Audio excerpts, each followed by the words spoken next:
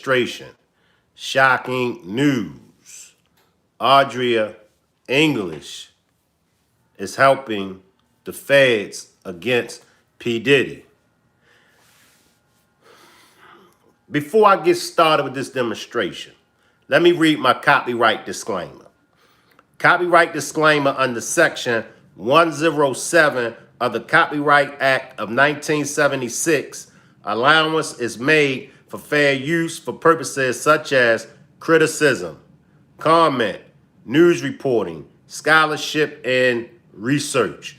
What that means is that everything that you hear in this demonstration is for entertainment and educational purposes only. Everything that you hear in this video that I call a demonstration is allegedly.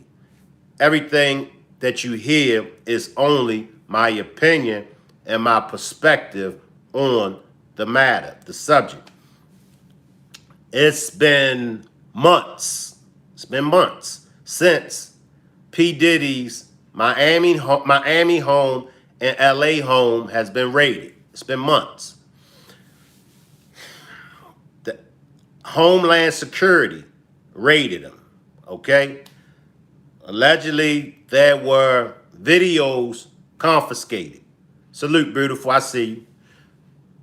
With all of the allegations, with all of the allegedly victims, with all of this, the $1 million question is, why hasn't P. Diddy been arrested?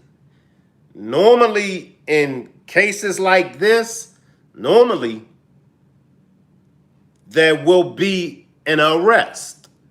Like I said, the Homeland Security raid was months ago.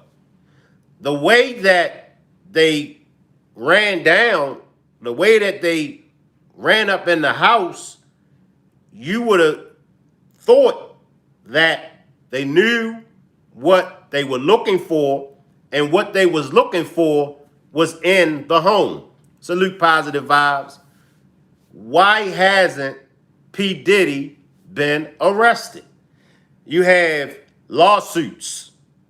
You have lawsuits. You have pending lawsuits. You have lawsuits that were settled out of court. You mean to tell me still no arrests on P. Diddy? Salute, spoken facts. I see y'all down there. Salute. Am I the only one that's wondering? Am I the only one that's asking this question? Why haven't P. Diddy been arrested? Salute, my boo. I see you, my boo. Salute, salute. So what we're going to do in this demonstration is what we do in all of my demonstrations. And that's go to the shocking news that is there. This is nothing new. This situation with the Adria English young lady, this has happened months ago. Salute, Cotan. Salute, salute. Spoken Fact says, I was wondering the same thing. So what was the big deal? Well, I mean, they had P. Diddy's sons. They brought him out the home. They had him in handcuffs. I mean, something is strange. Something is strange. Why hasn't there been an arrest? We haven't even seen P. Diddy in handcuffs. Most of the times, right after there's a raid, most of the times, you'll see whoever it is who home got raided, you'll see them in handcuffs and you'll see them being charged. So do y'all think, and y'all let me know on the replay gang as well as in the chat, do y'all think that the whole thing was just to smear mud, throw dirt on P. Diddy's name? You're innocent until proven guilty. You know, and regardless of what we may think, do y'all think that this was only about throwing dirt on P. Diddy's name? Drop a one if you feel that way. Drop a 2 if you don't. I mean, he lost how many brands ended they business with him? I think it was 18. Was it 18 businesses that canceled out on P. Diddy? So he's lost money. He's lost money. You know, like I said, whenever they raid offices, they raided his offices, they raided the home. What was they looking for? Not only what was they looking for, what did they find? But we're going to go to the Adria English. We're going to get a brief description on who she is and what's going on. And then, as always, we're going to dive deep into this demonstration. Salute Sagittarius. Sagittarius says he seems to be above the law. It seems that way, Sagittarius. It seems that way. He hasn't been arrested yet. So let's take a dive into the Adria English, and then we're going to come back and I'll give my commentary.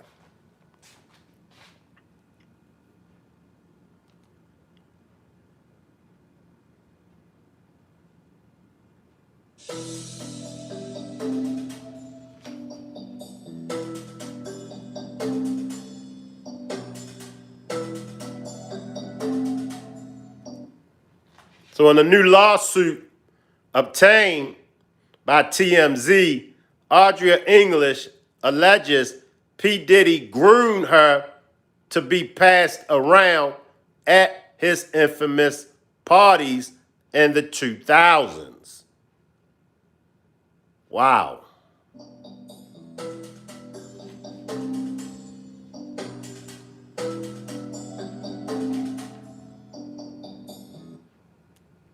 I'm going to just let it play, y'all.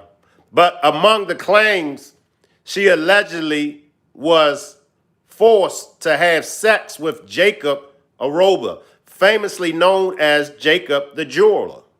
Now, Jacob the Jeweler is who the rappers, the hip-hoppers, have been getting their jewelry from. But in the lawsuit, she allegedly was forced to have sex with Jacob the Jeweler.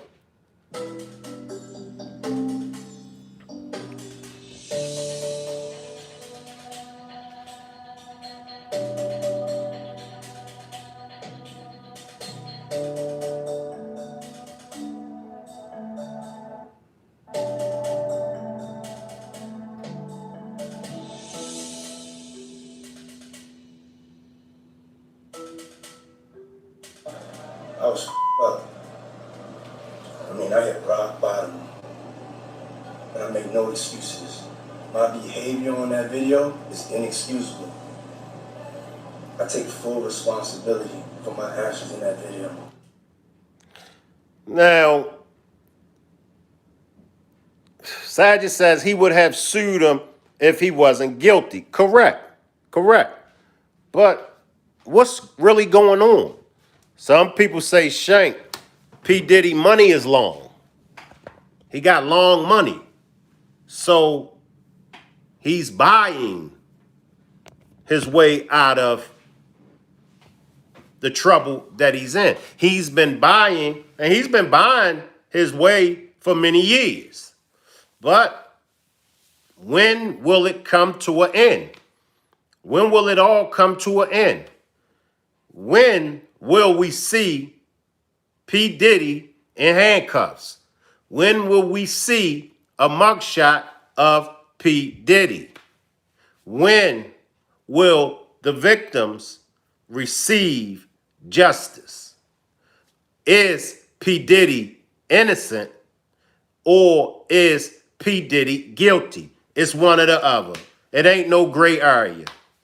This ain't politics. It's politics involved, but it's no gray area. He either guilty or he's either innocent. Which one is it? You bring up all of these victims come out with all of these accusations. All right, well, we waiting. And I'm sure P. Diddy is waiting, because what we don't want to do is we don't want to crucify an innocent man. Beautiful says, why Jay just saw you Shank and said, wait, that Uncle Shank, here you two creator. Tell Jay I said yes. A big shout out to Beautiful's son, Jay. A big shout out to both of Beautiful's son. But appreciate that, Jay. What we don't want to do is we don't want to crucify an innocent man. That happens. It's been happening for centuries. For all of my Christians and all non-Christians, according to the Bible, Jesus was crucified. Positive says, beautiful, did you show Jay Shank prom suit? I like to, let me just say something, because my roasters is in here early. I got a lot of compliments off of that suit. So I don't know what Positive Vibes and Beautiful Nightmare talking about, but I got a lot of compliments off that suit. And if y'all would like to see the suit that Beautiful Nightmare and Positive Vibes is roasting me about, go to my demonstration about shocking news, the last demonstration that I done. Salute Ann says, right, what happened to innocent until proven guilty? Salute Shank. Positive Vibe says, exactly, Shank, I agree with that. I mean, it's like, what was the motive behind it? Let's just look at it like that. What was the motive behind it? Can somebody tell me what the motive was behind it? Beautiful says, no, I need to, he be hollering. He just so happened to see my phone on the counter and saw Shank and was shocked to see him on YouTube. That's Uncle Snack Man to them. All right. But see, I keep telling y'all, stop roasting me. Leave me alone, Beautiful Nightmare and Positive Vibes. But if y'all want to see the suit that they're roasting me about, go to my last demonstration, Shocking News. The reason why Kamala is leading Trump in the polls. If y'all would like to see the suit. But back to P. Diddy, y'all. Salute 80s, baby. Salute 80s, baby. Do we owe P. Diddy an apology? And I know from the Gene deals to the Jaguar Wright to many, many others. Many people have came out and have spoken ill about P. Diddy. Many have came out and actually even said that they witnessed some of these things that P. Diddy done. Mama Boo says, I'm going to check out your suit, Shank. I appreciate you, Mama Boo. And if you on Instagram, I don't know if you follow me on Instagram, Mama Boo, but you'll see the suit. And it's actually not a suit, it's a blazer. But I got a lot of compliments off of that blazer. So we're gonna do a little backtracking. Let's do some backtracking, all right? And let's come up to date, because we might have missed some things. Let's backtrack, y'all. Let's backtrack. I just want to backtrack. And I'm not going to take too much of y'all time, but let's backtrack.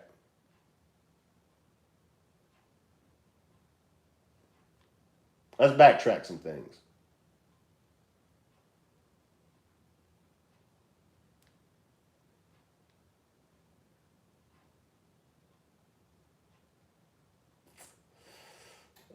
All right.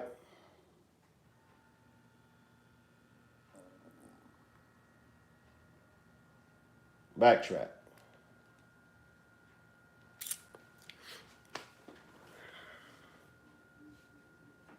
I ain't paying no attention to you, beautiful.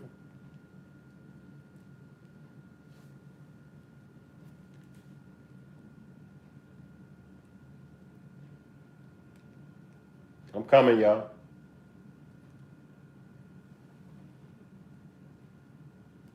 I gotta start wearing my glasses.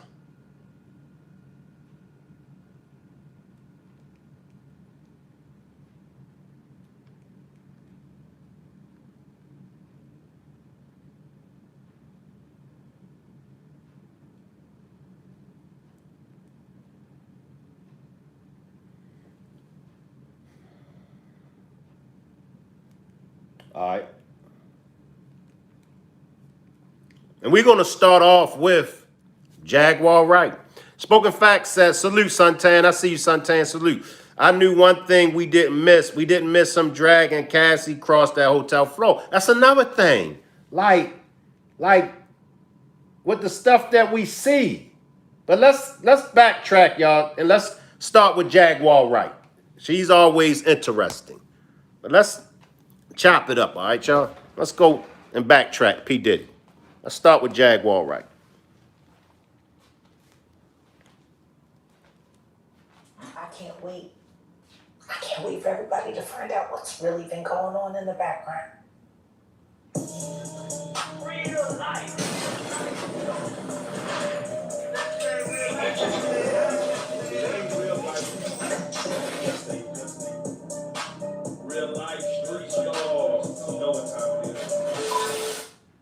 Stop what you're doing right now.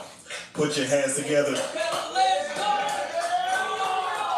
Real life street stars. The original, the OG. The history maker. The record breaker. What's another Game of Thrones term? The oath breaker. I don't know. But we have her back. The amazing Jaguar Wright. For those who thought it would never happen again. That was foolish. Stop, and double take, because that was last year. Jag is back on the blue couch. I don't drag last year into this year. And I will say this. Like bringing up old shit. No, we're gonna bring up current shit, and we're gonna talk about some new. But we do have Jaguar Wright back on the couch, which she made famous, the blue couch. Yeah. Wasn't nobody really saying the blue couch until Jaguar Wright started saying it was a light wall at first. Then Jaguar said like, no, that's the blue couch. And the iPhone they made an emoji, man. Shout out How to wild is that? They made the blue couch. They made the blue couch as a whole emoji, man. Yeah. Put a light on it. Put a light on it. Thank you for loving it. We got you back. To make sure everyone understood my rights. Oh man. They were saying I was crazy. Shouldn't I ask somebody? Yeah, that's fucking amazing. If they was hearing what I was hearing. That's amazing. They said I was crazy. Oh man. All right, so let's do it like this. We're gonna do back to that because that's a whole saga in itself, and it's been a crazy year. But the reason why even right now your old interview that you did last year is trending even crazier because you're almost like not Nostradamus but Nostradamus. What you have said, not only in our interview, but on your own personal lives. Which gets shadowed. Starts coming. Things start coming to fruition. To where you targeted certain people in that interview, and now you're seeing, I don't want to even say downfall, but you're seeing that target that you put on people's backs. I'm seeing integrity. Wow. Show up. Wow. You know, the day of the raid, I got a lot of notifications. I got a lot of ads. I got a lot of mentions. I got a lot of phone calls. Or as many as I could get because I had to change my phone number again because, you know, they did the bomb threat and then they lied and said that I was trying to commit suicide live online with a knife and sent the police to my door. What's that you're showing? These are the police cards. Oh, wow. Of my address that was doxed by Patrice Garner, Chatty Patty. Wow. For a bunch of crazy motherfuckers to come to where I live. Y'all cute. Another one. Oh. He's gonna have no choice but to snitch on how YouTube paid him to betray his wife and you know, make sure his wife went to jail so that they could poison her to death. We're gonna circle right back to that. Jeez Louise. Oh my God. So, when you said the day of the raid, you're talking about the raid on both Miami and California and New York simultaneously. Wait, New York was? Yeah, the New York house was raided as well. Oh wow, that didn't even. Yeah, they didn't even really. 3 states working in tandem, and they did not tell the officers who they were raiding. Stop right there. Remember, we all thought that that was strange. The officers didn't even know, allegedly, the officers didn't even know who they were raiding. Come on now. What do y'all think about that? They raided the houses.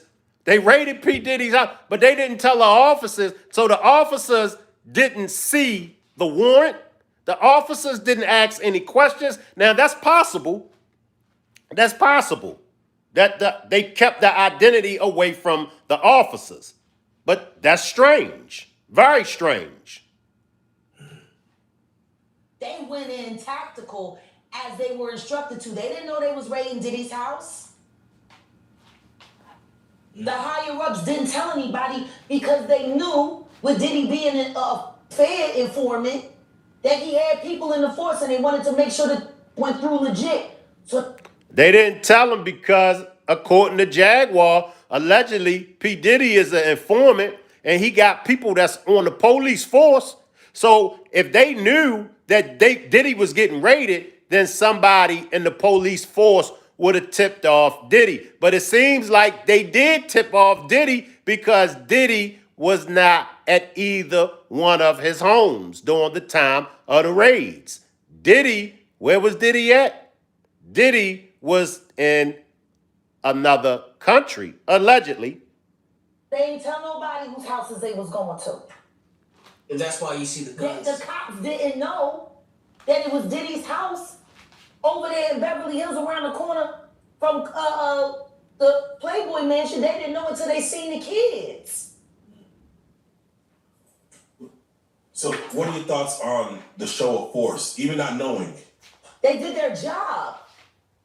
He's a sex worker. He's got guns and he's got semen coated in VHS tapes. No. No. I would have went in a hazmat suit. So, let me ask you this.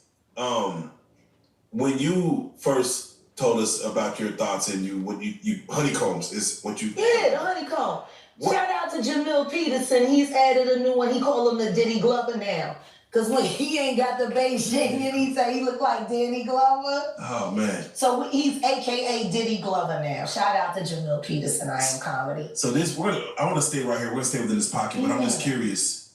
What did you know that was going on in the world of Diddy, Puff Daddy, P. Diddy, that the world didn't know? What did you know back then, 3-4 That Cassie years was ago? gonna come forward. So how did you know? What did you know about what Cat? I wish I could explain. Yeah. But if I explain how I knew Cassie was gonna come forward, that could hurt some people. Which is why the last time I sat on this blue couch, I said what I said. Congratulations, Young Miami. Run as fast as Cassie did. You did say that. That's a bar. You said this. Did you see something being around Cassie? Did you see anything being around? I don't spend time around Cassie, and I haven't seen Cassie in person since she was with Ryan Leslie. Drop a one. Drop a one if you feel like Jaguar Wright knows what she's talking about. Drop a 2 if you feel like she doesn't know what she's talking about. Ann says now the cops know his kids. Nobody watches VHS no more. She literally just says what she wants with no receipts. Suntan, drop the 1. Drop the 1 if you believe Jaguar. Drop a 2 if you think she doesn't know what she's talking about. Suntan and Beautiful both dropped the 1. Was there something in her eyes that you saw? The way, like, now I'll that... put it to you this way, there are mutual acquaintances between her and I. And that's as far as I can go. Okay. When you... I don't talk to her, but I speak to her. Salute the full life. She don't talk to Cassie, but she speaks to Cassie. Did you get a chance to see her indictment, what she claimed happened? Oh no, I reviewed Okay. all the files, and Everything that she said is everything that I said with Storm Monroe 3.5 years ago. Exactly what I said it was. Were you surprised about anything that came in? No. Wow. So Nobody else should have been either. Young Jock. You Diddy doo-wop bop. Did y'all hear what she said about Young Jock? Did y'all hear what she said about Young Jock? You.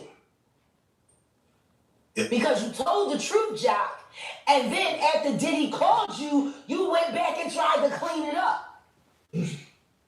But y'all all about it off the Stevie J's. You Diddy doo-wop bop.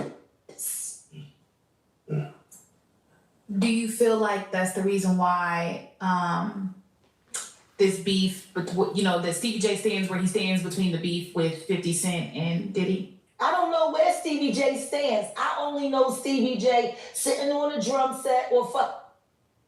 I don't know where he stand. Man. I know what he stand up in. And I know what done stood up in him. Wow. Wow. Wow. And then, Stevie J.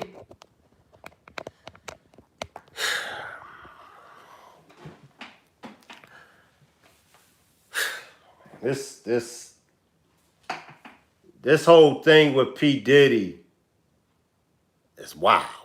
It's wild. It's wild, y'all.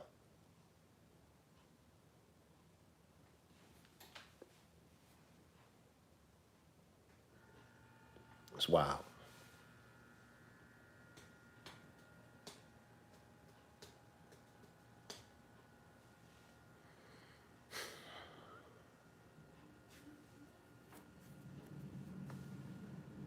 I'm coming, y'all. Right for life. Stevie J like.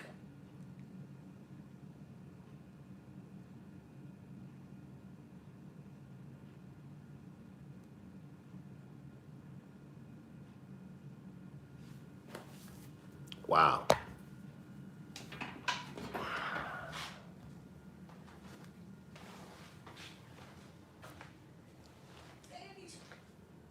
Like for real, like I'm just tired. Let's keep it a bean. All these niggas. You not even gaming because you won't claim it. No, you want to sit around and pretend to like dick. That's what y'all do. And then you get these hard Jocelyn. So I'm just like curious. these are the you like half man. No disrespect, but Jocelyn rough. Them shoulders is. And the way she like running up on, I already know she done strapped up on you. Ooh. Ooh. So, Jan, let me ask you. There's some of the shocking. I hear that me with a harness. Oh. Okay, not a harness. Yeah. So I gotta ask you this. I'm sure somebody's already asked you this, but have you ever been to a P. Diddy party? Yeah. 7 minutes, honestly. And so, can you take us through like what goes on, like when you were there? What did I say when y'all asked me about why was the TD Jakes at the Diddy party? Yeah. What I say?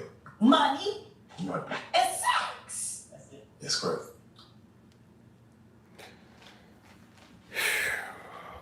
Wow. That and salute Blue Devil G. Salute Blue Devil G. I see you.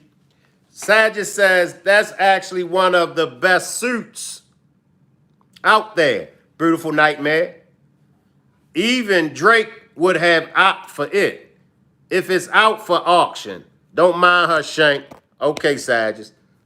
Okay, Sagitt. And says she innocent and did nothing.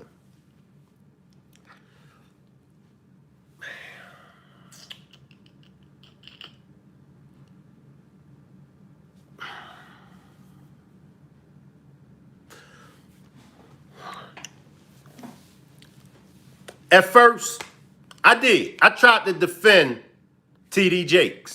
When that first came out with the picture and T.D. Jakes at a P. Diddy's party, I tried to defend it. I did. Me and my sister was talking. Shout out to Deborah. Me and my sister was talking. And I tried hard to defend T.D. Jakes. But then when everything started to play out, I'm like, T.D. Jakes, let me tell y'all something. We all know what goes on at any party. However, you know, you might have a friend or two that's with you that might not drink. You might have a friend or two with you that might not smoke. But let's be honest. At a P. Diddy's party, and we all know what goes on at a P. Diddy's party. As Ann says, can't defend a pastor. No pastor should be at a P. Diddy's party. And you know what's going on at these P. Diddy's party. So, come on. I'm going to go back to Jaguar, but then I'm going to come back because I got some commentary that I need to give. Let me go back to Jaguar for a second. Then I'm going to come back to some commentary. Were you surprised that there were so many cameras in his houses? No! That he was recording these? He is the J. Edgar Hoover of hip-hop. Okay. Y'all done seen him put on the pyramid with a skirt? So let me ask you, when you hear that Cassie was told to hire male escorts to come and what they call freak-offs now. Yeah. That's something normal that happens in Hollywood. Yeah. Freak-offs. Yeah. Okay. Everybody know that. I've been saying it. Yeah. How many times I got this is wild. So do you feel like people, when they hear pink cocaine, Young Miami has to bring across? That's the Tusi. Yeah, the Tusi. That's what they got. I found out. I talked to my drug guy because I wanted to be informed. Because people was calling Tusi, that's calling it the term sheet. I didn't know which one it was, so I talked to my drug guy, and my drug guy filled me in, and then it made perfect sense. Tusi. Talk to him. Drugs with Jaguar. Drugs education. 101. So Tusi is the coach, but they take the ketamine and cook it up, and they fold it into the coke. Now, if you don't know what ketamine is what they call on the street special K. It's a veterinary drug. It's a horse tranquilizer. Now, gay men have been using this for years. See, back in the day, if you went to a gay party or a gay rave, there were certain drugs that you would always find on hand. Viagra, Ecstasy, Special K, and cocaine. Blue Devil G says, Shank, was she in them Diddy parties too? Yeah.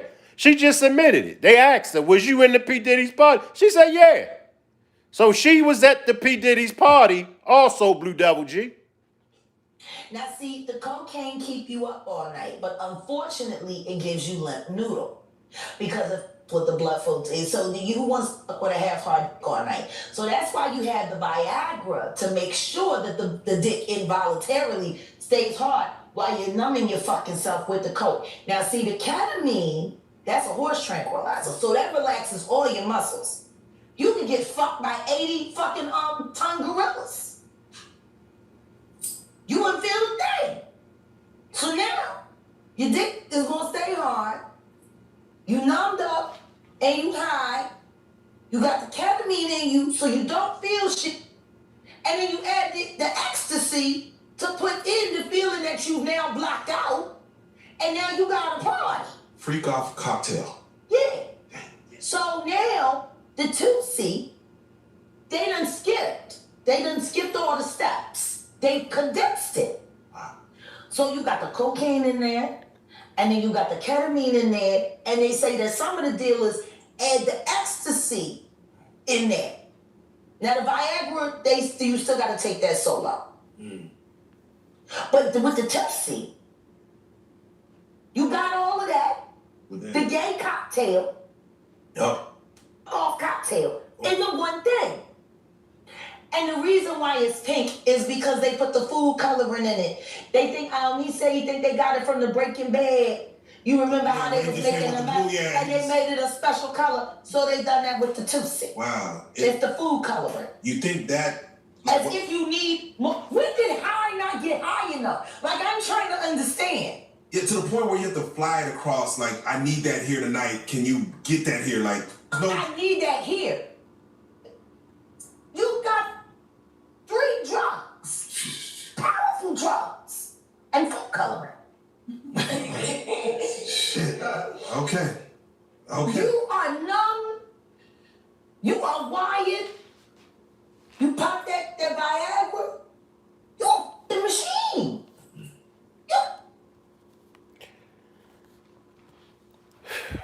Wow. Salute, Zena. Salute, Zena. All this was going on at P. Diddy parties. All of this was going on at P. Diddy's party. After analyzing everything, one thing's for sure, that everyone in the circle, everyone knew what was going on at the P. Diddy's parties. You can't tell me they didn't know. Yo, look, girl, we going to Puff Daddy's party. We going to P. Diddy's party. You know they be having this here. You know they be having that there. I mean, come on. Because up until, and even now, with everything that has came out, P. Diddy has not been arrested.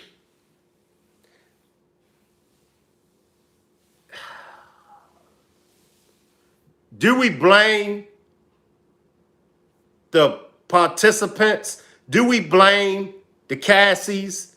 Do we blame the Adria English? Allegedly, she was a porn star. Now, come on now. And I know that nobody deserves to be taken advantage of. But isn't it almost like your profession or whatever it is that you do puts you in jeopardy? As far as, let's say, a drug dealer. Let's say a drug dealer gets locked up and goes to jail, and now the drug dealer is in jail, and the drug dealer is complaining about the conditions inside the jail. The drug dealer is complaining that the food is not good. The drug dealer is complaining about other inmates that are physically threatening him. This is a drug dealer now. So now we have a porn star. She's a porn star. Now, the porn star, the last that I checked, the porn star engages in all kind of sexual activities. That's what porn stars are. So now, if you are a porn star, and if you get called in, allegedly, she was forced to have sex with Jacob the jeweler. How did you get in that predicament? I mean, when they called you over, did they call you over to bring some Girl Scout cookies? Did they call you over to decorate the house? Did they call you over to cook a Sunday's dinner? Why was you called over? You a porn star. Why was you called over? Now, you get called over, what sense do it make that they have to force you? I'm just saying now, because I want to go to the core. And I don't want to crucify anyone. I don't want to put charges on anyone that don't deserve them charges.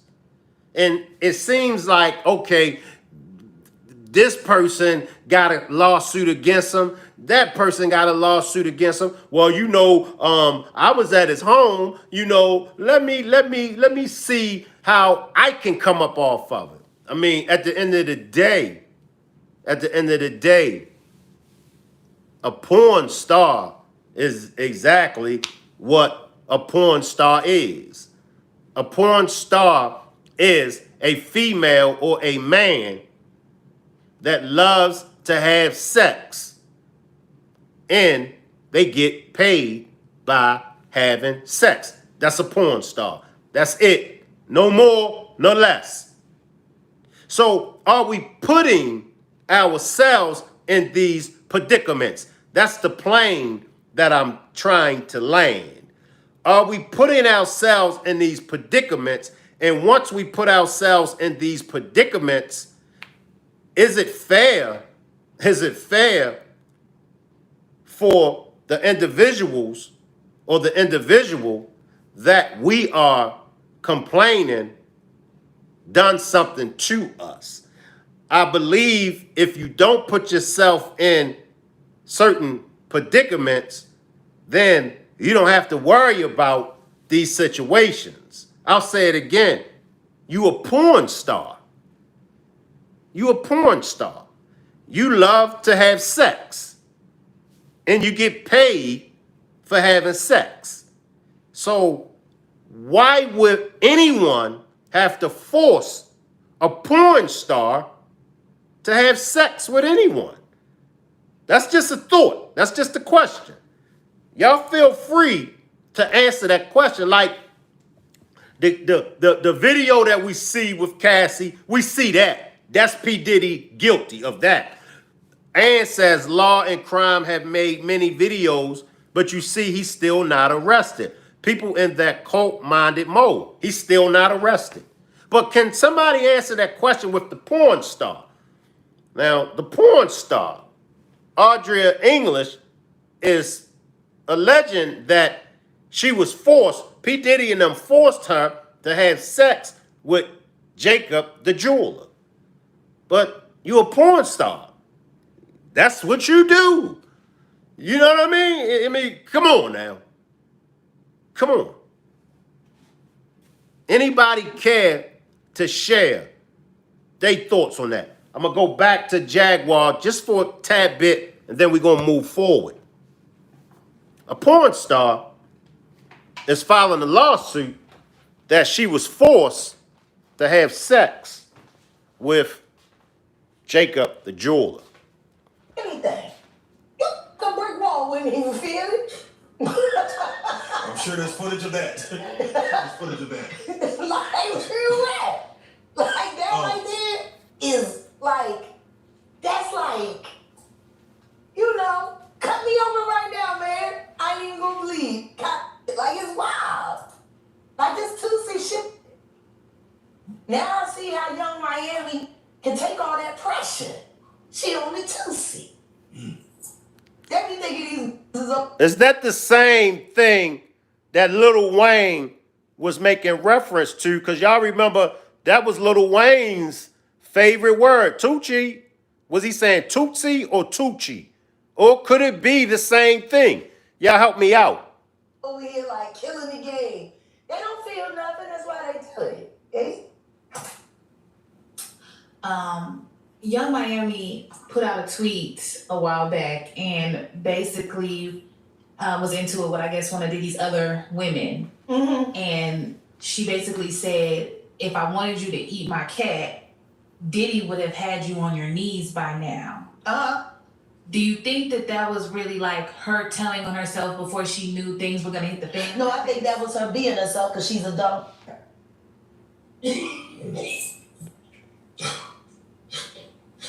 Damn. I think she was just telling the truth because it's almost as rough as Nicki Minaj with females out here. I hear lace front all the time. Snatching up and throwing them in her nasty ass twat. Like when I think of the title of her show, I'm like, is that what your victims be saying? Carisha, please? Oh, man. Damn. Okay. Please, Carisha, stop, Carisha, please. So you're saying that Carisha is She's predator no different than Nicki Minaj. She likes that shit. That turns her on. Wild bitch. And her in the sexy red and the Sukianas and all this the saucy Santanas. The whole fuck lot of them. Got sadists. I know a Punisher when I see one. I was a Punisher one time in my life. You know, it takes one to know one. And I used to be hard on. But these bitches, they doing I wouldn't do. So that's why you got the two-seat. You know? Bring in the gorilla. Bring in the gorilla. They say that's why you see this distance between Young Miami and JT, that she kind of saw it coming. JT upon all them city bitches. Because JT could have been put a stop to this shit. JT want to sit up there and act like she worried about Carisha, but at the same time, you know what she doing. Why ain't you called this out yet? Pull her in off the ledge. That just over the edge. Like, you can't complain about this sitting here playing in your face when all you gotta do is tell the truth. Shut that whole shit down. So when they list Carisha as a sex worker in the list, She is a sex. I mean, JT, all these. What don't y'all understand? to be on payroll. How many ways do I have to say it? What happened to P. Diddy, y'all? What happened to P. Diddy? Is it that a man of P. Diddy's status, a man of P. Diddy's lifestyle, could it had just been that he perhaps has slept with women that we dream about sleeping with? Could it have been that, you know, when it comes to the sexual activities, things that, you know, we do, it was boring to him? Could it have been that? Could it have been the drugs? Could it have been the drugs wasn't getting him high no more? Could it been that he was just on a whole new another level that we can't even imagine? I mean, I can kind of like speak for myself as far as when it comes to the sexual activities. It's like with me, you know,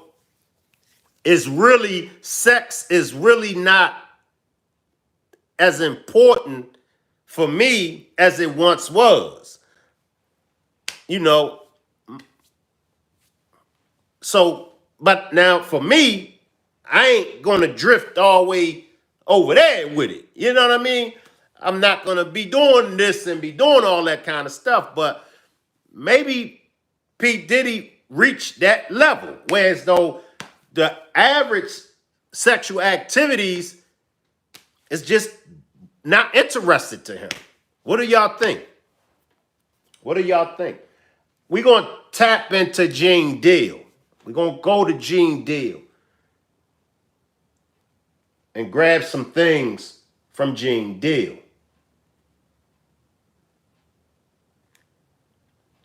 On what he had to say, or what he had to say about P. Diddy. Now, Gene Deal was a former bodyguard. So he was there. He was there. And as Gene Deal stated several times, a lot of the things he witnessed. And he even said P.Diddy wasn't once the way he is today. And says, because not one of these victims went to the police to press charges. Suntan says, I believe people were either scared or afraid of being blackballed. And says it's possible because when you not all the way into the opposite sex, then sex will get strange. But my thing is, like I said, why hasn't there been an arrest on P. Diddy? You know, it's right there. Everything is right there. It's right there. And still no arrest for nothing. He hasn't been arrested for nothing as of yet. Homes got raided. No arrest. Let's tap into Gene Deal, y'all. Let's tap into Gene Deal. He had a lot to say.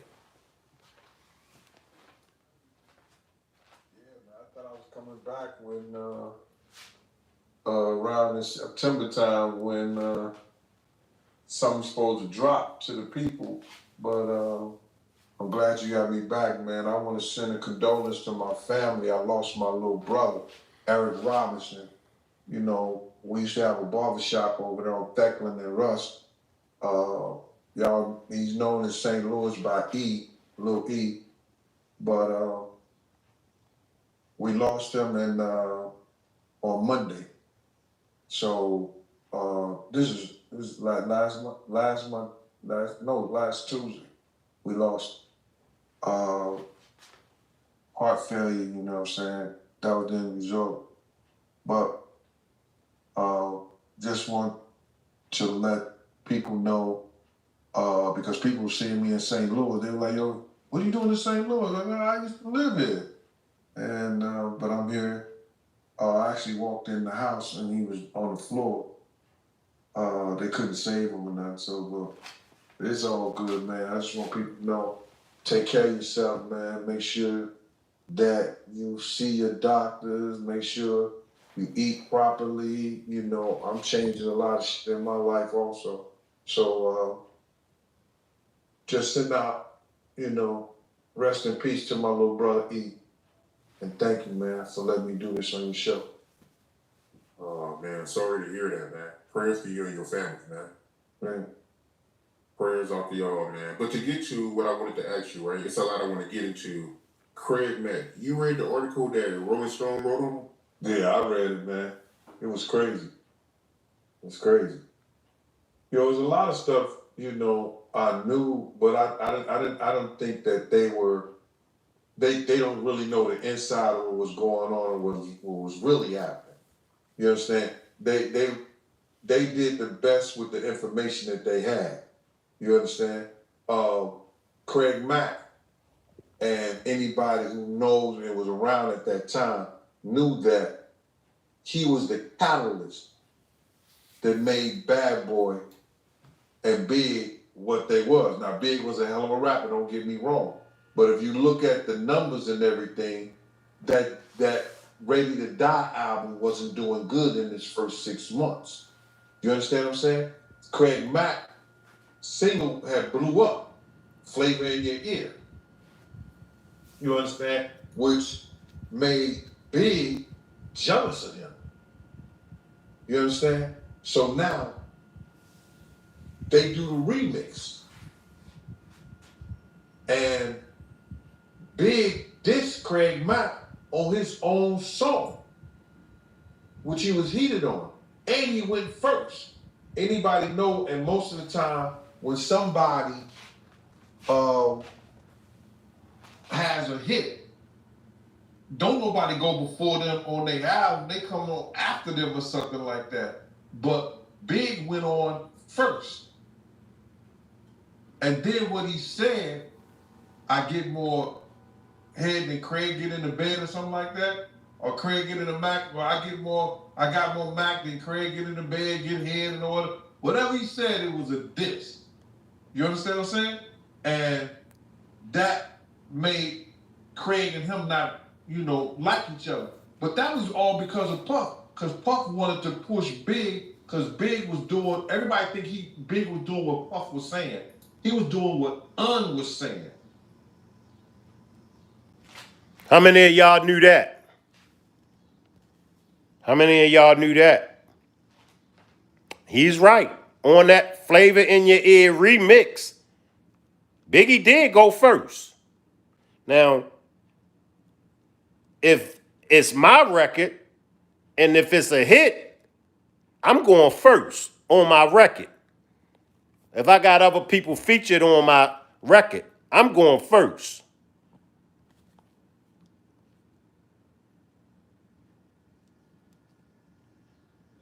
He was doing what Un was saying. You understand? That dressing up like a boss and everything like that with the Coogee sweaters, that's Un. Everybody in New York City knew that's how Un Rivera dressed. You understand? If you see a Big earlier days in his days before he got on like that, the scarf like he had with Tupac and everything like that, the Timbs, the baggy jeans and all that. He wasn't dressing like that, so he was using Un persona and doing what Un was saying because they had a bigger ideal with the Junior Mafia and everything. Un ideal was to have Big Papa, Junior Mafia and everything like that. So now, what Puff did, he wears he wears some bull crap between Craig Mack and Big, cause how he gonna diss him on his hit single? And then that point on, Puff Big started blowing up, so they did another remix. They remixed Juicy, they remixed the other things that was going on, and it blew Big up. But if it wasn't for that Flavor in the Ear, with LL, Big, Busta Rhymes, and who's the other guy? The other guy was Rampage. I know it began with an M, I think. Forgot his name. Rampage. He was a hell of a rapper back in the day. So that forged some bullcrap between them two. And then Craig Mack wasn't doing what Puff was saying, because Puff wanted Craig Mack to wear suits and all this other stuff. And Craig Mack was trying to keep it gully. He was trying to keep it streets. I didn't know he was born and he was raised up in Harlem. I thought he was always from Long Island. You understand what I'm saying? But Craig Mack, him and Puff didn't get along, man, and it started being some bullcrap because Puff told Craig Mack, yo, if you don't get rid of your manager, you through. So when they got on MTV and they was talking about, yo, him and Big was up there talking about, yeah, we gonna do the Craig Mack album. If you look on their face, Craig looked at him like this, because Craig Mack knew he wasn't doing another album with Puff. You understand? Because Craig Mack wasn't getting rid of his manager. He was loyal like that to his people. So Craig looked up like this, and Big and Puff got this smirk on their face. But he was not coming back to Bad Boy, bro. And Big and him didn't get along anyway. But if it wasn't for him, Big album wouldn't have blown up like it did. All right, I'm going to stop it right there. I'm going to go to Tupac. Now, I hope I can find this interview with Tupac. Tupac did this interview with K. Slay. Now, basically, I want us to focus on the character of P. Diddy. Now, this was P. Diddy 20 years ago, 25 years ago when he first came out. And we're going to fast forward up to the P. Diddy of today. Now, business-wise, it seems like P. Diddy got his ish together. But why was it that he was playing big against Craig Mack? And some people say the record that really sent Tupac into overdrive, that record, Who Shot You, Some people say P. Diddy released that Who Shot You record knowing that Pac was going to think Biggie had something to do with him getting shot, and that's why P. Diddy released that Who Shot You record. As I said before, and I'll say it again, P. Diddy has some explaining to do. And for so long, people thought that Suge was the instigator through all of this. It's coming out that P. Diddy was actually the instigator. Let me find this Tupac interview. And Tupac basically breaks everything down when it comes to P. Diddy. See, you always got to watch. You always got to watch. When people are talking, you always got to watch the eyes. You got to watch the facial expressions, because the eyes and the facial expression will tell you things that the words won't tell you. Because a lot of times people will say anything, but watch their facial expression. Watch their eyes.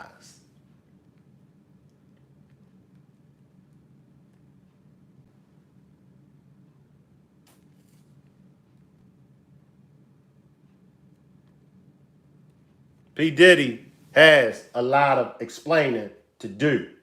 Let me find this Tupac interview.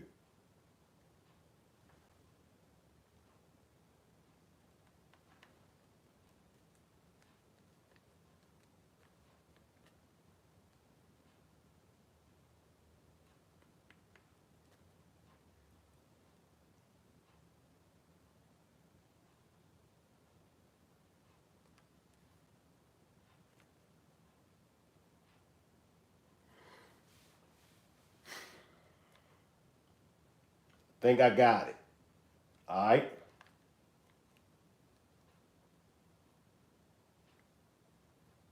Let's listen to some of Tupac's interview with K. Sway. I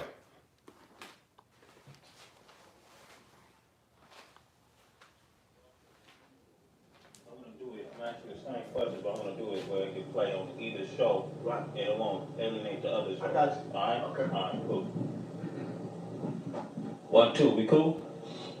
Yes. I appreciate you doing this, brother. Cool. 1, 2. 1, 2, 1, 2. Yeah. Hey.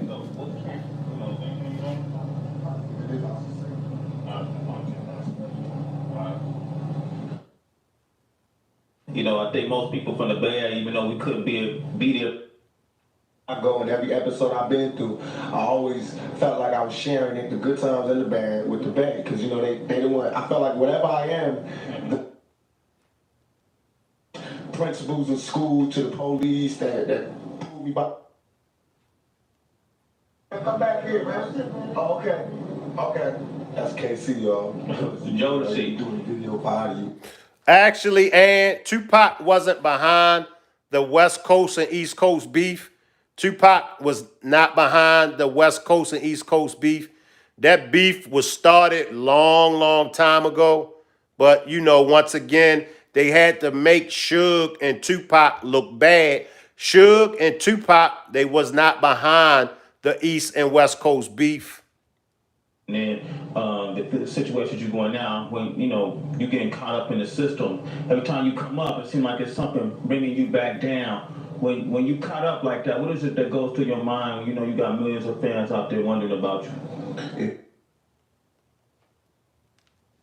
Or some people might say disrespectful, but I'm more cautious. You know what I mean? Because I have been shot 5 times. You know, I know what it feels like. It's like I'm cautious now. I'm not trying to be in that predicament.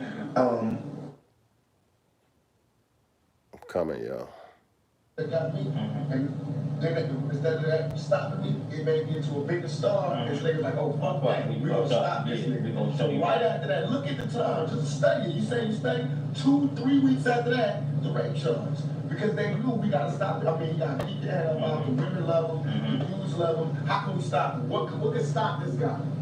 Why don't you just say he raped one of the women that love him so much? And that's what they did. Man, it's like, you know what I'm saying? And that's exactly what it Think is. about it. If I diss this bitch, I mean, you know how the game is in the bag. If I diss this bitch, the perfect way for her to get back at me is to say, He raped me. and you, because she can sue me. It's not just hurting me. She can sue me and make millions. It's not just like I'm saying she's jealous, she's sue. She can make millions if she do it right. If she gets some guys and they all plan it and I do everything I'm supposed to do, that's she what can they- get that's millions. what they And that's did. exactly what they did. My co-defendants to this day have never been to trial. Did she make money? She's got a civil suit. She called her lawyer right after she left my hotel. Before she called the police, she called the civil suit. Oh shit, she took off the Before she lawyer? called the police. Yes. Oh my God. Let me see if this it. Everybody in this rap world, they talk about his money. You know what I mean? And I'm not saying I'm the richest nigga in the game, it's Fresh Prince. A lot of niggas with money, but I'm saying it's like, it's not the money that I'm bragging about. When people see me with the jewels, it's not that. It's for these, yes, it's for these little niggas to see. You just see me in cuffs, shot up in a wheelchair with my head wrapped up. And you see me less than a fucking year later, bailing through this motherfucking jewel there like Sakadoodle. I didn't get that power from guns because there's no guns in jail. I got that power from books. Wait a minute, y'all. I want to get a clear audio. But he speaks about his involvement with P. Diddy. And he speaks about it. But you're right, and they made it look like that. And for years, a lot of people thought Pac and Suge started the East Coast, West Coast beef. Pac was locked up. A lot of people. And they made it seem like Snoop was innocent. They made it seem like Dre. They made it seem like Biggie P. They made it seem like everybody was innocent except Pac and Suge. Why? Pac and Suge was the most loudest. But Pac and Suge was the realest out of all of them. See, they controlled P. Diddy. They couldn't control Suge. The major labels, they couldn't control Suge Knight. Suge Knight was independent. Suge Knight called all the shots. They couldn't control Suge. They could control P. Diddy. They couldn't control Tupac. You don't control Tupac. Tupac had his own mind. So they couldn't control Tupac and Suge. They had to get rid of Tupac and Suge. Always remember that. You'll know who's the real ones. You'll know who the fake ones. Just watch the ones that they can control. And that's with anything. And that's in any part of life. Watch the ones that they can control. Watch the ones that they can't control. Watch how they do the ones that they can't control. They're going to make the ones that they can't control, they're going to make them seem like they bad. They're going to make them seem like they evil. They're going to make them seem like they hard to work with. I'll go back to Jesus Christ. They couldn't control Jesus Christ. So they had to get rid of Jesus. Let me find this Pac interview, y'all.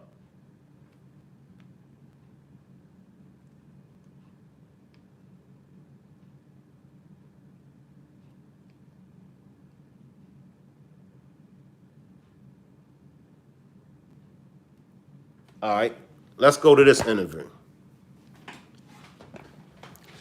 I hope the audio is good.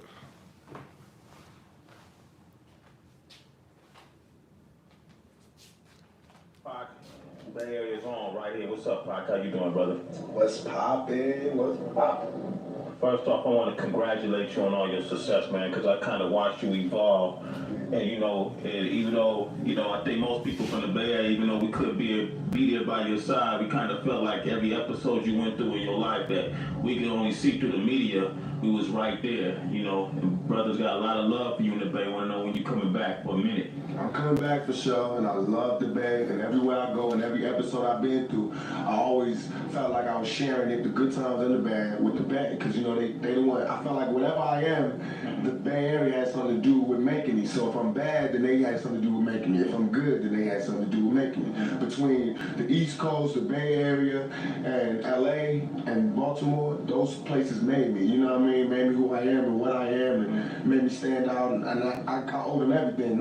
It's not like saying I got love for one block. I got love for those communities, those areas, because everything about those areas made me who I am, and the people, from the littlest, crackhead, to the biggest ballers, to the teachers, to the principals in school, to the police that pulled me by the arm, everybody, to the mamas on the block, everybody, they helped raise me, and I appreciate it, because without a family, they helped me put my family back together, just by all my fans making me who I am. Now I got a family again. Yeah. When I started rapping, I was talking about broken homes and shit. Now everybody all right again, you know what I mean? Just because of my fans being behind me, you know what I mean? And making it more than just a fan artist thing, making it more like, that's our homeboy, and we supporting them, and I appreciated that, going to jail and them making me number one. The people made me number one, you know what I mean? And I appreciated that, and I appreciate them sticking up for me when everybody be kicking me in when I'm down and everything. That's love, and I'll never trade that. So for the Bay and Philly and all those areas, man, all those ghettos, all those towns, I love you, and don't let this East Coast, West Coast thing get to you. I love y'all with all my heart, with everything, man. I do this for y'all. Just know that if it was you do the same thing in my position. That's KC. What's poppin', man? Come back here, man. Oh, okay. That's KC, y'all. Jodeci. Do the video for how you want it. Yeah, we kicking in the trailer with these fools right now, and they're setting off the hook. On a serious note, this is what I want to ask you, man, because it seems like every time you come up, like with each album was something that was such. Strong, just like we are on the West Coast. And so what happened was Biggie came at a time, just like what Hitler did with the Jews. All right, he gonna break it down, y'all. I think I got it. Negotiate the terms of the treaty, and that's what I'm talking about. That's where y'all at right now. We gotta have this beat. Instead of like taking it personal, he just did that for me, and I appreciated that. So when I'm in jail, I'm sitting there. What made me do the death row thing, because I was really gonna quit rapping, but then Puffy and Biggie and all of them came out in the vibe, and they lied and they twisted the facts, and all I wanted to do was. Now he's speaking on this vibe interview. He's saying that he wanted to let it go. These is Tupac on words, but when Biggie and P.Diddy came out in that Vibe magazine, and they twisted the words and twisted the truth around, that's what sent him on go. I think I got like something like 200,000 or 150,000 for one song. And the song, they didn't even use it, but I still got paid. You know what I mean? I got paid for everything I did on the soundtrack. And I think I did like 2 songs or something. And I remember when he did having crazy legal problems, and I was a man. He had asked me to come to death row, and I was like, I ain't ready. And instead of like taking it personal, he just did that for me, and I appreciated that. So when I'm in jail, I'm sitting there. What made me do the death row thing, because I was really gonna quit rapping, but then Puffy and Biggie and all of them came out in the vibe, and they lied and they twisted the facts, and all I wanted to do was they want to dirty up my memory. They want to dirty up everything I worked for. So it made me come back. Instead of quitting, it made me come back more relentless. Let me backtrack this, y'all. Let me backtrack. All I wanted to do was end everything. All I wanted to do was end everything and walk away from shit. You know what I mean? Like how Scarface and all the niggas do. I want to get out the game. I'm trying to get out the game. They want to dirty up my memory. They want to dirty up everything I worked for. So it made me come back. Instead of quitting, it made me come back more relentless. To destroy what in fact is my comrades. To destroy what used to be my homeboys. What I worked for. My closest clique. You know what I mean? I worked hard all my life. as far as this music business, to make the East Coast, West Coast love and make everybody feel comfortable. And I dreamed of the days when I can go to New York and be comfortable, and they can come out here and be comfortable. So it's not like when people say, why are you doing the East Coast silly? It's not like it's not silly at all. But you can't disrespect the love. You can't disrespect the peace treaty. That's just like when the Indians made deals with the white dudes and they would just come and rape their women, just shoot them up and then leave. No, the Indians ain't gonna love white people no more. They're gonna want to kick up some dust until we think about it and renegotiate the terms of the treaty. And that's what I'm talking about. Yeah, that's where y'all at right now. We gotta have this beef and this war and these words and this dialogue until we can renegotiate the terms of the treaty. I love the East Coast. I'm from the East Coast. But Y'all heard him say he loves the East Coast. He's from the East Coast. you have to understand that you can't just be saying shit about us and think that we're not gonna take it personal. You can't just be calling us fakers and pretenders and non-creative motherfuckers and we can't freestyle and this and that and this and think we just gonna be like, oh, well, that's cool, we love them because they started it. That's what the East Coast and West Coast beef was about.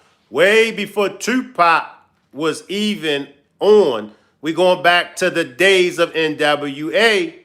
NWA was from the West Coast, and the East Coast used to diss them. That Boys in the Hood song that Easy made, Ice Cube wrote it for some rappers from New York, but they dissed it, and they dissed Ice Cube and them, so they gave it to Easy to make. The East Coast, West Coast beef had nothing to do with Tupac. The East Coast, West Coast beef was started years before Tupac came on the scene. The East Coast felt like the West Coast didn't have lyrics. The East Coast felt like the West Coast wasn't real hip-hop artists. And the East Coast would clown the West Coast rappers. Y'all remember the Jerry curls. Remember the West Coast rappers wore the Jerry curls. The East Coast used to clown them. The East Coast, West Coast beef ain't had nothing to do with Tupac. Hell no, we're gonna take it personal, just like a kid would with his bigger brother who ain't doing shit. It's all the same. You know, that's just like the little brother making hella cash and the bigger brother's like, you owe it all to me. That's wrong. You know what I mean? Don't be mad because the little nigga's coming up. You know what I mean? Now, do you think the East Coast, West Coast rivalry is like both coasts? Or because a lot of people think it's more Bad Boy Death Row? It's not both coasts. What it is was that the East Coast, the people on the East Coast are real proud, real cultural, and real strong, just like we are on the West Coast. And so what happened was Biggie came at a time, just like what Hitler did with the Jews. Biggie came at a time when they were open to somebody saying, we're the master race, and these guys are nothing, and they're pretenders, and this is why we're not making it in the business because of these guys. This is why we're not doing nothing because of these guys. So the East Coast really not hating us, really not knowing nothing about us, but just listening to their supposed to be leader. You know, listening to the person that was representing for them. Like, yeah, okay, well, Big, you know, you from Brooklyn, you know what I mean? And that's what happened. And so all of a sudden people saying stuff that they didn't even know was what they was doing was like ending our culture when we started. We held it down for y'all. That's how I felt. I was in tears, like, what? When y'all was out there on some, when LL was dancing with women in silver suits and niggas was on some other shit, which I'm not mad at because I might do that one day. And I love them niggas, you know what I mean? But I'm saying when you was being creative and wanting to try other boundaries, we was holding it down with this hardcore shit. It might not have been what you wanted, but it kept rap alive for years. It kept money coming in. It let them notice us. So how could you look at us now and be like, this ain't good enough? You know what I mean? We the broken home. Y'all ain't teach us this. We ain't come from we ain't got no subways or graffiti. We learned this, I mean, in spite of the gangs, in spite of all of that, we came up with this culture. You know what I mean? So I felt like we never got what we deserved. And I took it personal because I'm from the East Coast and I know about that culture, but I know about this culture because I was here when it was being put down. So now I'm doing what the East Coast would have did if the West Coast did this to the East Coast. I'm riding for my side. You know what I mean? You wrong. This is not right. Recognize us. As he said, it was already started.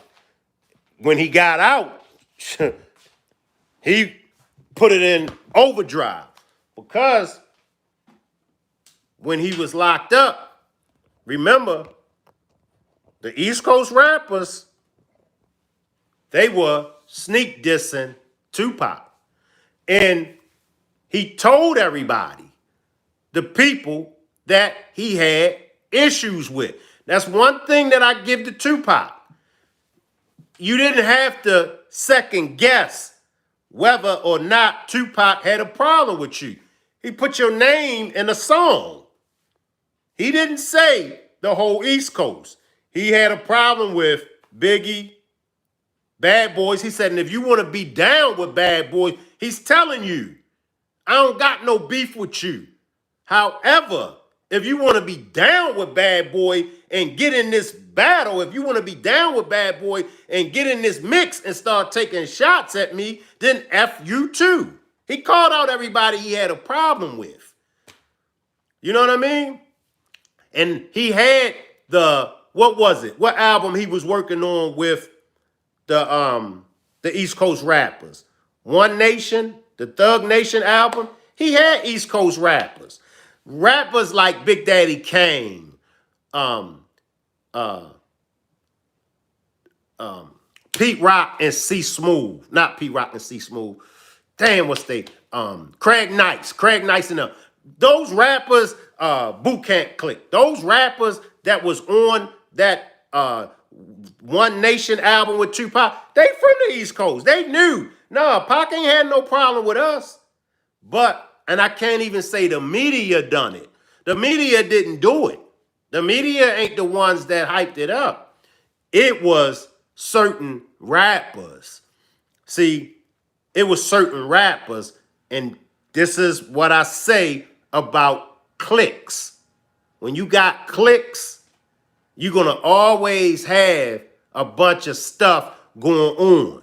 And when you're in these cliques, if you're not careful, you're going to be beefing with people that don't even got no problem with you. The people that Tupac had a problem with, he said who he had a problem with. But P. Diddy and them, they started recruiting people. And then before you know it, you had a lot of people that was recruited by P. Diddy to take on his beef with Tupac. And then later on, they backtracked and they was like, you know what? Pac was right. Pac ain't had no problem with me. I ain't had no problem with Pac. That was Biggie and them that had us involved in that. The character of P. Diddy says a lot from the very beginning. Allegedly, he was on some shiesty-ish. And one thing I know about karma got a strange way of catching up with you. All that shiesty stuff, allegedly, that P. Diddy done early on in his career, it then came back and haunted him. It came back and bit him in his ass. Because now look what he's up against. So y'all got to be careful whose side y'all choose to take. You know what I mean? I tell you, the best side to take is nobody's side.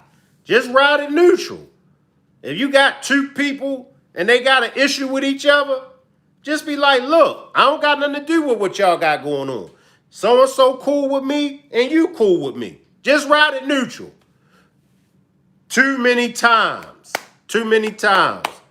people take sides when all you should do is ride things neutral. Look, so-and-so don't got no problem with me. Yeah, I know so-and-so don't got no problem with you, but I got a problem with so-and-so. And if you my friend, you know, if you my sister, if you my brother, then you will ride with me. Nah, that's when you gotta stop it. And that's when you gotta correct your sis. That's when you gotta correct your bro. And you gotta say, hold up, bro. Me and this man, we don't got no issues with each other. I understand you got an issue with this man, but your issue with this man ain't my issue. Hold up, sis. For the ladies, because y'all be in it the same way. Hold up, sis. I don't got no problem with sis over there. You got a problem with sis over there. Yeah, I know, but you my girl, and you supposed to ride with me. I'm not supposed to ride with you, because it always come to light. That person that you riding shotgun with against that person that you riding shotgun with is the person that got all this ish started. I don't know how many times I have to keep saying this. Stop taking sides. If you don't got nothing to do with it, and don't let nobody come to you and feed you no BS. Because a person, they might got a problem with your sis. They might got a problem with your bro. They might. They might not fool with your sis. Because your sis on some messy, lame-ish. They might not fool with your bro. Because he on some messy, lame-ish. But what that got to do with you? See, P. Diddy, he got people involved in ish they ain't had nothing to do with. Now they coming out years later.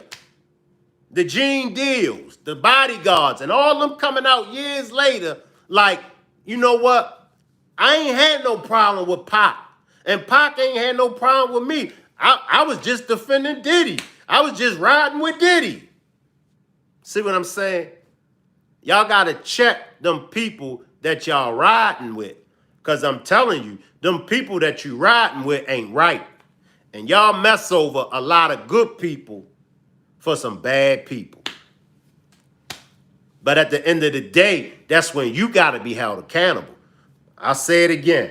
All these years later, all them people that was taking P. Diddy's side for the money, all them people that was taking P. Diddy's side for the fame, for the clout, as it played out, look at the monster that y'all was taking sides. And that's what you got to ask yourself. Do I really know this person right here that's beside me? Do I really know this person that I call my sis? Do I really know this person that I call bro? Do I really know them? You really don't know them. You really don't know them. Because a lot of the people that you call sis be behind your back, running your name, talking ish about you behind your back. A lot of the people that you call bro be talking ish about you behind your back. Look at the people when they get killed. Look at the rappers. And it's always that person that they call bro. For everybody that followed the Shanquella Robinson case. Her day one. Not her day one, but her BFF for 5 years. Prime example. And in a million years, she wouldn't have never thought Kalia would have done her dirty. But I'm going to tell you what Kalia was doing. And this is what I just said. Everything that Shanquella was saying about Dejanay and Winter and them, Kalia was taking everything back to Dejanay and them. I promise you that. I promise you that. And I promise you, some of the times Kalia was instigating the issues that Shanquella and them had. But she ain't know. She thought that was her BFF. She thought that was her bro. But what was he doing? Running it all back to them. He was there when she was unalive. He was there. He lied to Shanquella's mother, Miss Salamandra. He lied. He knew what happened. He knew. He knew. But what made him?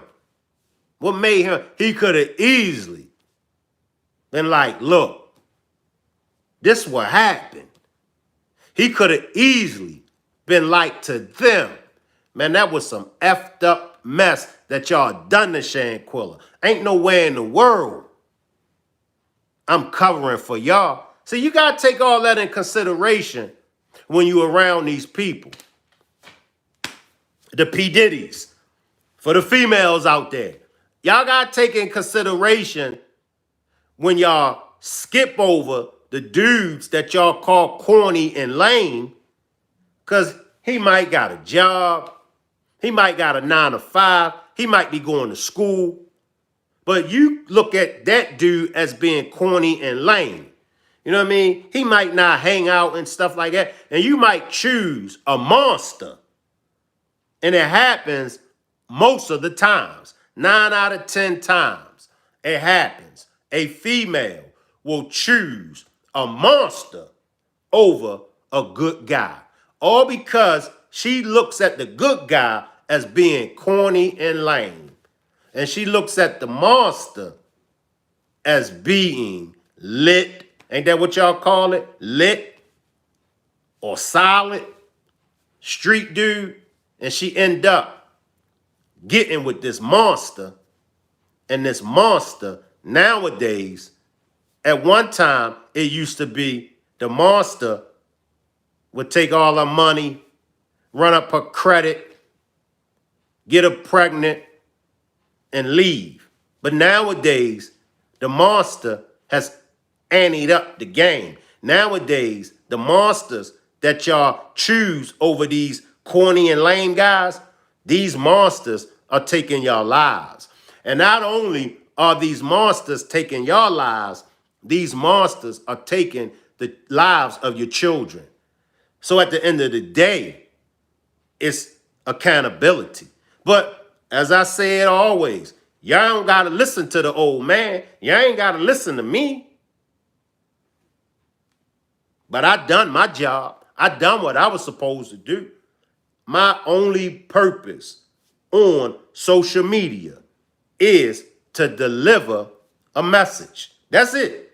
Whatever God puts on my tongue, whatever God puts in my heart, that's all I'm on social media to do, is to deliver that message. So I'm doing what I'm supposed to be doing. On Judgment Day, God gonna ask me, did you or did you not tell so-and-so to stay away from this? And I'm gonna say, yes, Lord. God gonna ask so-and-so, didn't old man Shank Rock give you the message that I had for you? What you gonna say? So you might want to take heed to what it is that I'm saying. You got to make better choices. You got to make better decisions. You got to watch those. You got to watch those, because the Gene Deal was P. Diddy's bodyguard. He was there. But now he comes out with all of this stuff that P. Diddy was doing. Salute James, salute JB, turning leaders to gang members. I mean, gang life, man, that shit dead. If you in the gang, if you gang banging, I don't care how old you is. You a fool. You a fool. You was always a fool if you was a gang banger. You always was a fool. But today, nowadays, if you in a gang, nowadays, if you yelling anything about gang, anything that you got going on, you got gang in it, you a fool. You a fool.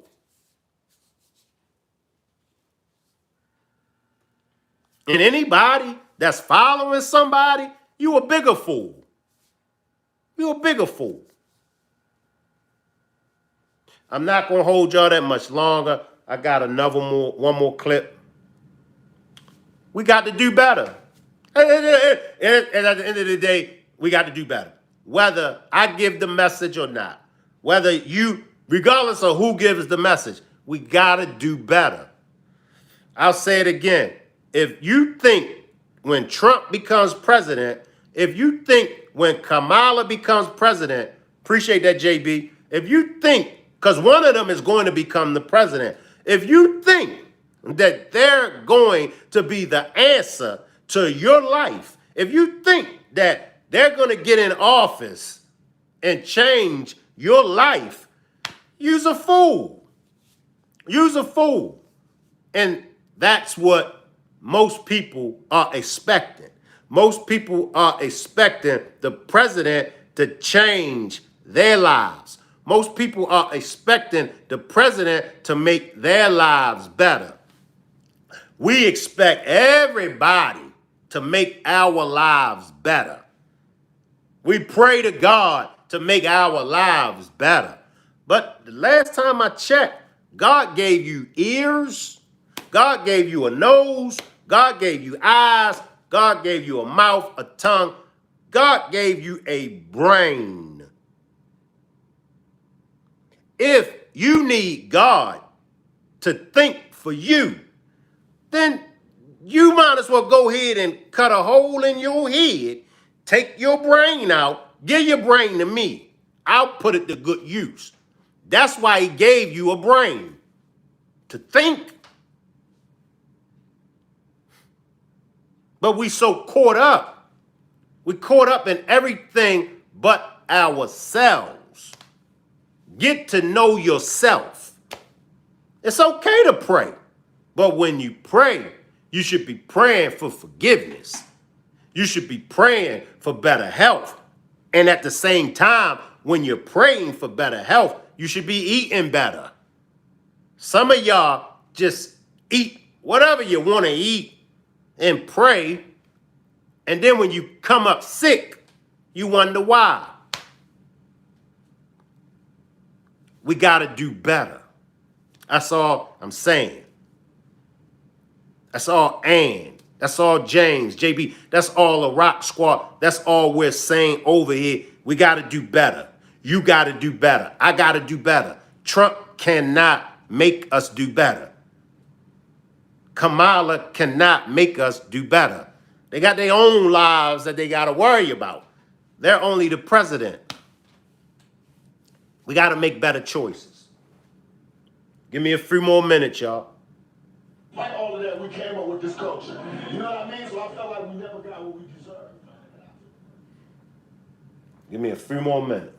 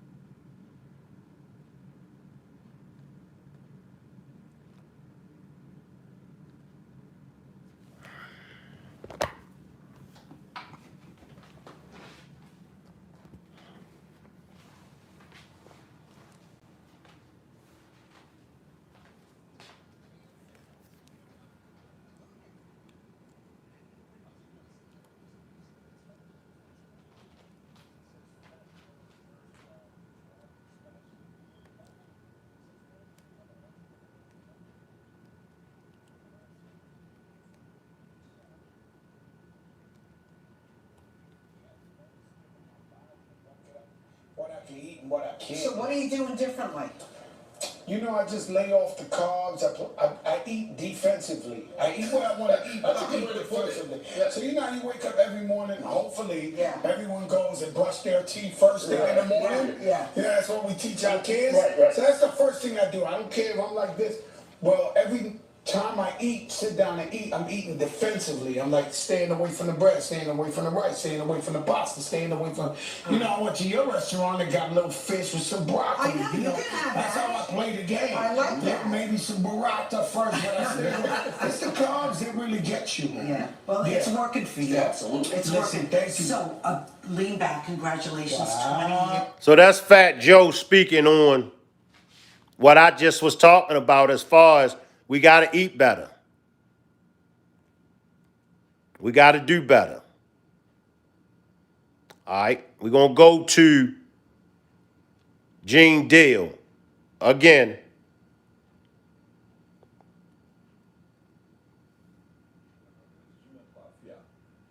We were cool and we were going places. doing things as far as like going to different parties, different clubs, making sure doing Atlanta. He doing Bad Boy Weekend in Atlanta, Detroit. We going to fights and everything like that, and nothing. We just cool. Everything is fine up until the night Diddy died, got murdered. What did you see that day? When me and Puff touched down in California, we were going everywhere. You understand? He got connected with Sally Richardson, and we were going to the movies. We were going to the House of Blues, everywhere. So I called Kirk, bro, your man, I thought you said we wasn't going nowhere. Puff is going everywhere, and it's just me and him and the driver. You know, some guys might meet up with us and everything like that, but it was just me and him. He said, Gene, I'll be out there. Y'all gonna be all right. I said, all right, cool. Prior to that, I got a phone call from a guy called Waynesworth Hall. I think it's Waynesworth Hall. His street name was Unique from Mecca Audio. He was a drug kingpin. He said, yo, Gene. No, the girl Dawn called me. He said, yo, Unique is on the phone. And I said, yeah? I said, what's up, Unique? He said, vest up, and the phone hung up. Because what happens is, and I found this out, that if the feds find out it's a three-way call, they'll click off. They'll hang up the phone some kind of way. You know what I'm saying? So I called Dawn back. Dawn, I said, yo, Dawn, who's that? She said, I told you I was Unique. I said, Unique from Mecca Audio? Now, Dawn used to date Diddy, so I used to she knows a lot of people. So I say to Dawn, Dawn, that was Unique? She said, yeah, that was Unique from Mecca Audio. He told you, he said they coming out, they coming to get y'all. So I say, yo, wow. They coming to get us. So I called Kirk Bros. I told Kirk Bros we need more security. Because at the time, we only had myself, Kenny Story, and Paul. And Paul had hired a cop from Inglewood. We only got 4 security out there. You know what I'm saying? And here we got Puff Big, and they entourage, the whole 9 yards. So, he tells me that Puff is not buying and getting any more security. I said, wow. So the part where you was talking about I didn't have to go, I never spoke to Puff about what Unique told me, because I had spoke to Chaz Williams a day after that. And Chaz Williams said, yeah, I'm hearing like they're coming at y'all. Now I know there's beef with us because of what the people think about Jake and what has something to do with Suge people. Right. I know it's beef because of what Big did to the people from the Dog Pound when he made that phone call and they shot up their Winnebago in. Are y'all listening? Remember, Tupac was still in jail when all of this was going on. Remember, Biggie made a phone call when the Dog Pound was in New York filming they video, New York, where Snoop is kicking over the buildings. And Biggie got on the radio and announced what was going on, and somebody went and shot up the Dog Pound's trailer. No Pac. Pac was in jail. That's why I said Pac ain't had nothing to do with the East Coast, West Coast beef. Suge was in Atlanta back in, I believe it was 95, and Jake, one of his goons, was killed, allegedly by P. Diddy's bodyguard, Wolf. No Tupac. Tupac is not around. Tupac, once again, had nothing to do with the East Coast, West Coast beef. It was already there. Tupac just took it to another level. But Tupac said who he had problems with. Let me backtrack. The dog pound, when he made that phone call and they shot up their Winnebago in New York. I know there's beef from this Muslim cat that Puff had an argument with in Soul Train. I just found out recently what that was about. And I know it's beef with the Tupac stuff. You understand what I'm saying? Hit him up, like you're saying the beef from Hit him up, or yeah, from Hit him up, from the fact that Pac is dead. right? You understand? And they said a Crip did it, and because we was rolling with Crips, they may have thought we had something to do with that. You understand what I'm saying? Mm-hmm. It is a well-known fact from Keefy D that Puffy hired the Southside Crips for protection against Suge Knight and his mob, Pyru, and other blood homies. It's a known fact. So it ain't no need in trying to sweep that up under the rug. P. Diddy hired the Southside Crips for protection against Suge Knight and his mob, Pyru, and blood homies. So now, I'm like this. I'm like, I know this is beef. So when I hear from Chaz Williams, then I hear from Unique, and he's locked up in federal jail in Colorado with El Chapo, and you know, that type of prison. He gets a phone call to me. You understand? So now, I'm like this. Wow, I gotta tell Puff. How is it that they knew? And they always say people in prison know what's going on the streets before the people on the streets. But remember, he's getting phone calls from these inmates that's in federal prison. And they giving Gene, they giving P. Diddy and them the heads up. Look, it's a hit. It's a hit. Why didn't P. Diddy pack up, and why didn't P. Diddy get big and the rest of his entourage out of LA? Somebody answer that question for me. They knew it was a hit on Biggie.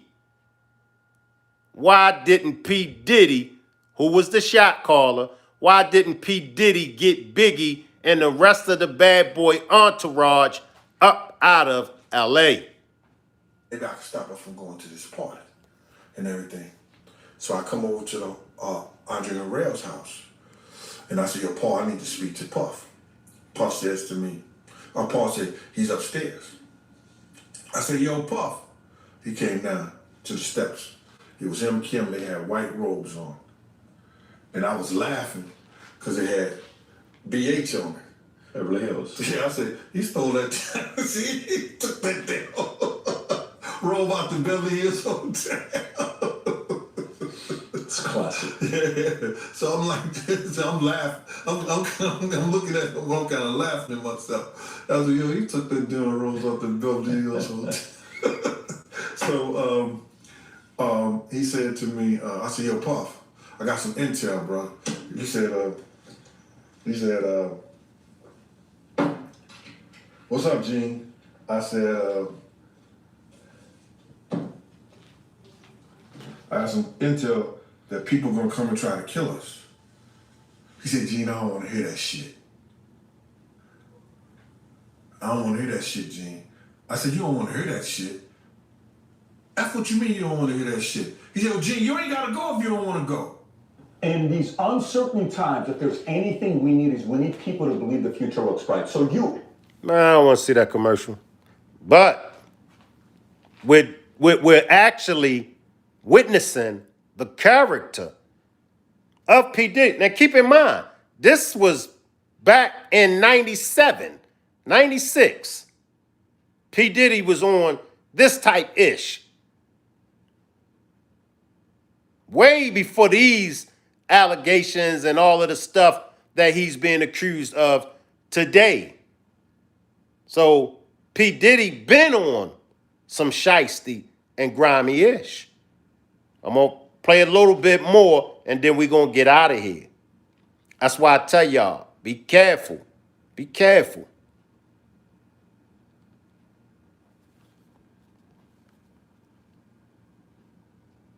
Guess who's out there? The Notorious Big in this green Chevy Suburban.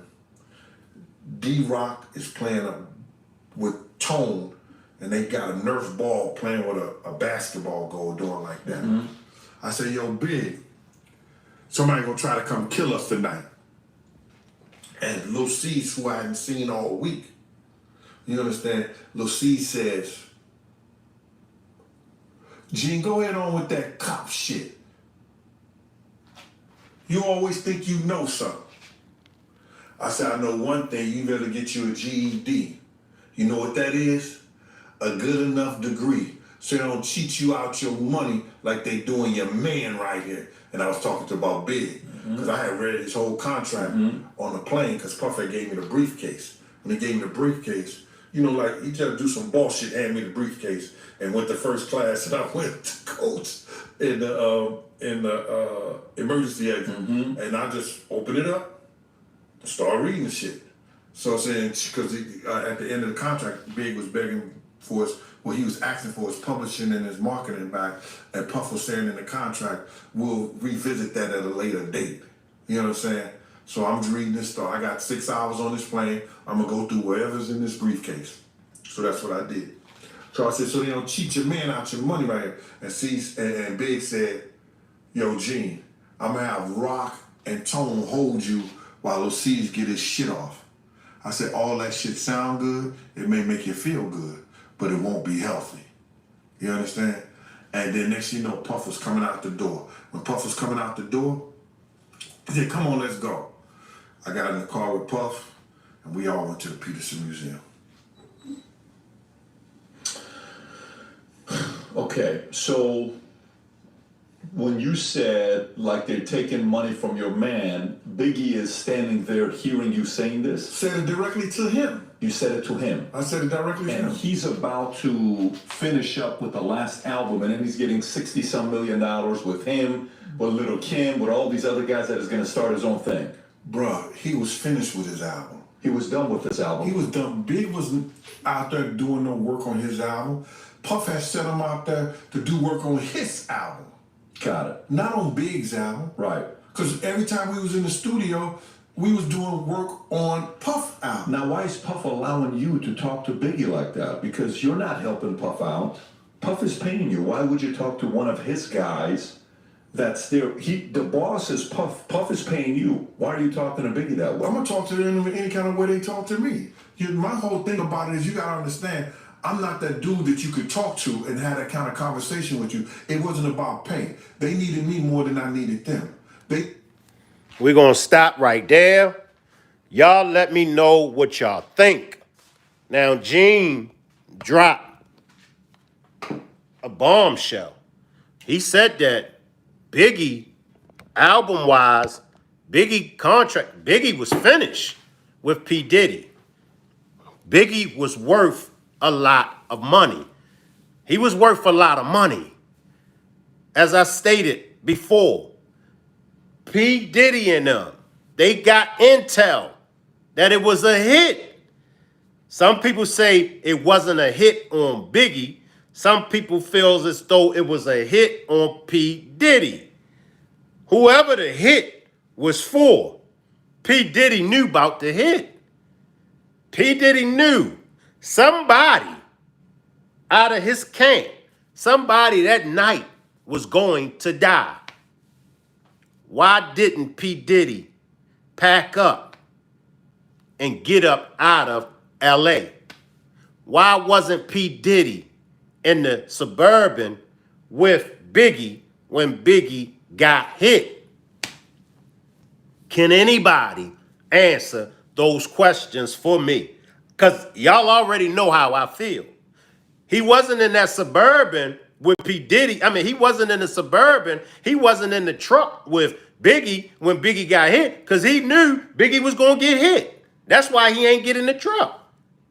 He didn't close up shop and get everybody out of L.A. because he knew Biggie was going to lose his life that night. P. Diddy knew. He knew. I appreciate everybody for pulling up to this demonstration. Make sure if you haven't subscribed to the channel, make sure you subscribe to the channel. Make sure you hit the like button. I got 50 people watching with 20 likes. Can I get everybody to hit the like button? Click on the 3 dots, hit the screen and hit the like button. Also, if you would like to support the channel, there's different ways you can support the channel. One way you can support the channel is my Cash App is $ERICMCINT. Also, you could purchase a membership to the channel, or you could purchase a super sticker or a super chat. This is my business channel, so I'm just asking if you would like to support the channel. Those are ways you can support the channel. I appreciate you, JB. I appreciate the compliment. Salute everybody, and I'll see everybody back tomorrow. Salute.